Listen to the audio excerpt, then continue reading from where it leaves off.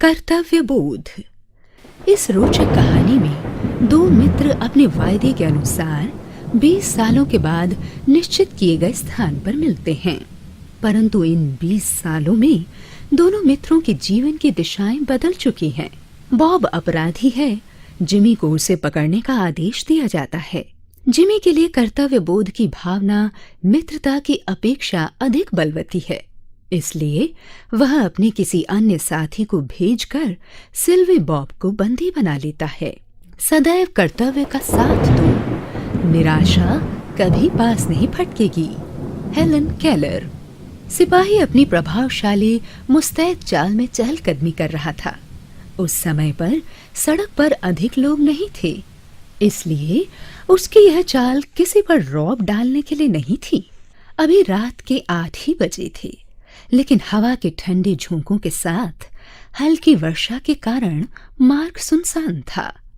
वह उस क्षेत्र की दुकानों के ताले देखता हुआ आ रहा था और लग रहा था मानो शांति का साम्राज्य उसकी उपस्थिति के कारण ही है। एक स्थान पर उसकी चाल धीमी हो गई। एक दुकान के दरवाजे पर उसे एक आकृति दिखी जिसके मुंह में अधजला सिगार था। सिपाही उस ओर बढ़ा तो वह व्यक्ति बोला, कोई खास बात नहीं है, मैं एक मित्र की प्रतीक्षा कर रहा हूँ। 20 साल पहले यहाँ पर एक रेस्तरां था और मैंने अपने मित्र से वादा किया था कि पूरे 20 साल बाद इसी स्थान पर हम लोग मिलेंगे। हाँ, सिपाही बोला। 5 साल पहले वह रेस्तरां बंद हो गया। दुकान के दरवाजे पर खड़े आदमी ने अपना सिगार जलाया और प्रकाश में सिपाही ने देखा कि उस व्यक्ति का रंग गोरा था। चौकोर आकार के मुखड़े पर आकर्षक आंखें थी और दाहिनी आंख के ऊपर चोट का निशान था। उसने गले में स्कार्फ पहन रखा था जिस पर हीरे जड़ा एक पिन लगा था। वह व्यक्ति बोला, 20 साल पूर्व आज की रात मैं अपने परम मित्र जिमी के साथ रेस्तरां में खाना खा रहा था। हम दोनों यहीं न्यूयॉर्क में पैदा हुए और बड़े हुए।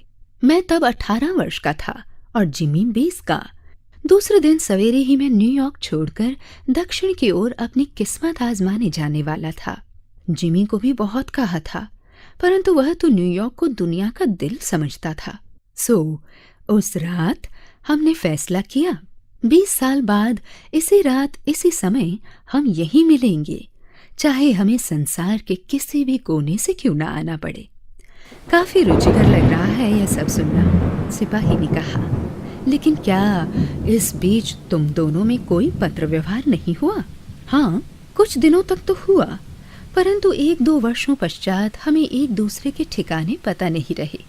और उधर दक्षिणी अमेरिका में मैं भी एक स्थान पर अधिक देर नहीं रहा।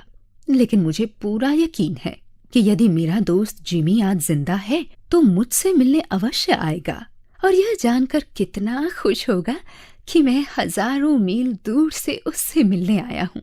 उसने अपनी कलाई पर रत्न जड़ित घड़ी देखी और बोला, 10 बजने में 3 मिनट बाकी हैं।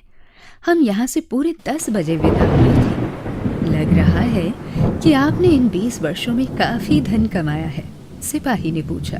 बेशक, मुझे यकीन है कि जिमी ने मुझसे आधा धन तो अवश्य कमाया होगा।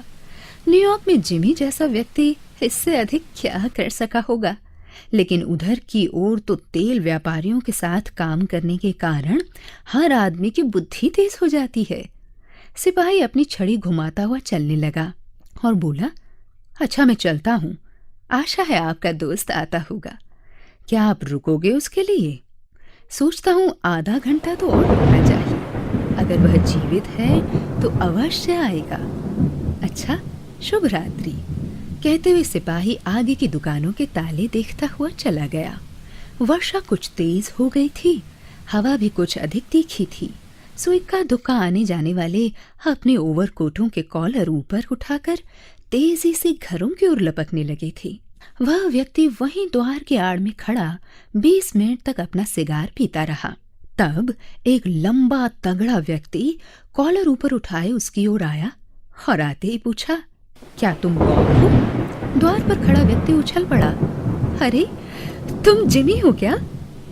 आगंतुक ने उसके दोनों हाथ थामकर कहा, क्या किस्मत है, मुझे यकीन था कि तुम यहीं मिलोगे। 20 साल बहुत लंबा समय होता है।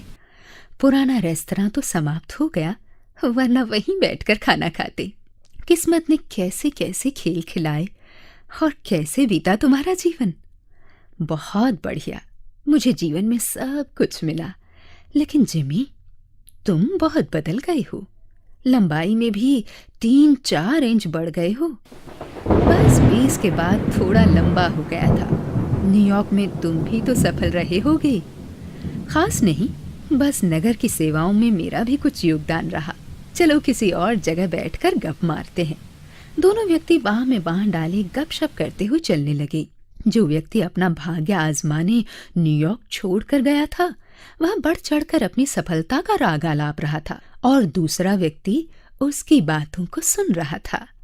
चौराहे पर एक स्टोर के जगमगाते प्रकाश में दोनों पहुंचे तो दोनों ने एक दूसरे को देखा। एक बोला, तुम जिमी नहीं लगते। 20 साल का समय तो बहुत है, लेकिन इतना नहीं कि एक आदमी की नाक ही बिल्कुल बदल डाले। लेकिन 20 साल में एक अच्छे आदमी को बुरा आदमी बनाने का सामर्थ्य तो है।